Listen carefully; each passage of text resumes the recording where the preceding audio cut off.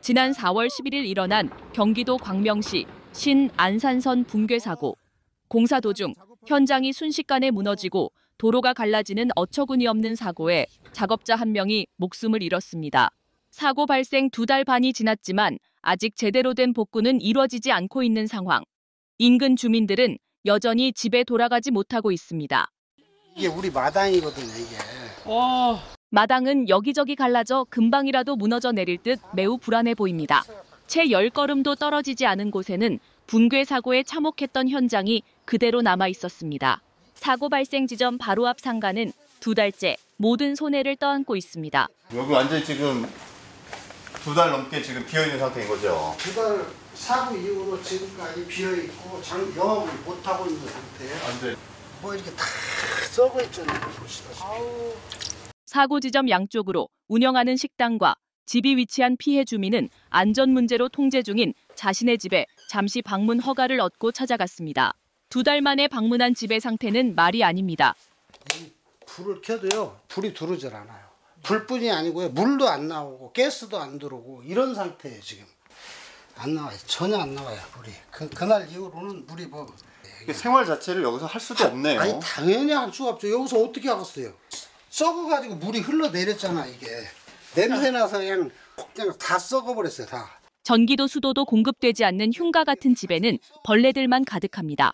집주인은 상심한 얼굴로 말없이 짐을 챙깁니다. 내 집을 놔두고 그냥 이런 생활을 해야 되니까 말로 할 수 없죠. 지금까지 노력해서 이제는 노후에 좀 편하게 살려고 세도 좀 받고 해서 하려고 장만을 한 건데 우선 당장 내가 가서 거주할 수 있는 집은 마련해 줘야 될 거 아니에요.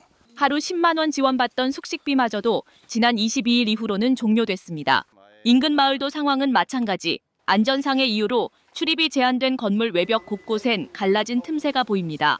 건물도 지금 크랙이 계속해서 내려오고 있는 상황입니다. 어느 부분이요? 일단 저 위쪽에 보시면 건물 내부에도 깊게 패인 틈새로 주민들의 걱정은 나날이 커져만 갑니다. 지금 아까 그 외벽 쪽인 상황 너무 겁나죠. 여기 들어오지도 못하고 있는 상황이고 너무 무섭고 아이가 셋이 있습니다. 그 첫째가 또 고3이고요. 아이들 한창 공부할 나이인데 그 원룸에서 같이 지내다 보니까 정말 열악한 환경에 놓여져 있는 것 자체가 너무 미안하고 또 인근의 초등학교에는 운동장만 폐쇄하고 정상 등교가 진행되고 있습니다.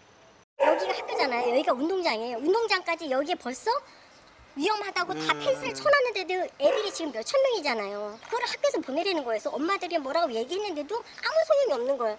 만약에 가다가 진짜 애들이 사고 나면 그거 누가 책임질 거냐고.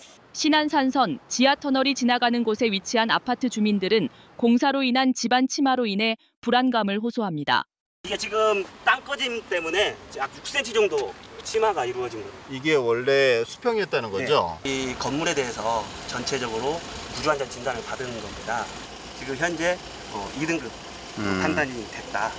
이 아파트는 최근 진행된 안전진단 중간 결과에서 즉시 사용을 금지하고 보강 공사가 필요한 상태를 뜻하는 최하 등급 2등급을 받았습니다. 등급이 나왔잖아요. 그 때문에 이제 손님들 다 보셨나 봐. 집 보러 온다는 사람들도 안 오겠다고 전화가 온 거예요. 왜 안 온대? 그러니까 등급 때문에 아무도 집을 보러 오는 사람이 없으니까 집을 팔 수도 없고 얼마에 팔 수도 없고 이런 상황인 거죠. 지난주 공개 예정이었던 사고 원인 조사 결과 발표가 최소 3개월 미뤄지면서 기약 없는 기다림에 주민들은 점점 더 애가 탑니다. 이제부터 이제 장마잖아요. 그런데 뭐 이게 계속 비가 한 달이 올지 한 달 넘게 올지 모르잖아요. 근데 많이 오게 되면 아무래도 되게 많이 불안하죠. 심리가 사람이라는 게. 한 번 그랬는데 또 안 그런다는 법은 없잖아요.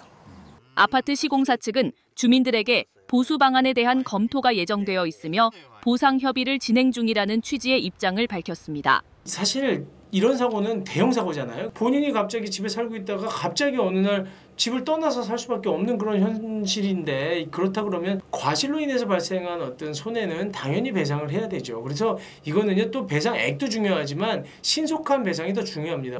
조사가 진행되고 있는 동안에도 시설물 안전에 대한 부분이 있다면 그 부분에 대해서는 선 철거를 하거나 또 선보수를 하는 것이 마땅하다고 생각이 됩니다. 붕괴 사고 이후 어느덧 74일째 주민들은 안전한 집으로 돌아갈 날을 손꼽아 기다리고 있습니다. 이게 하루 이틀이라면 저희도 참죠. 며칠만 이러면. 근데 언제까지 이게 계속 지속되는 건지 저희도 잘 모르는 거잖아요.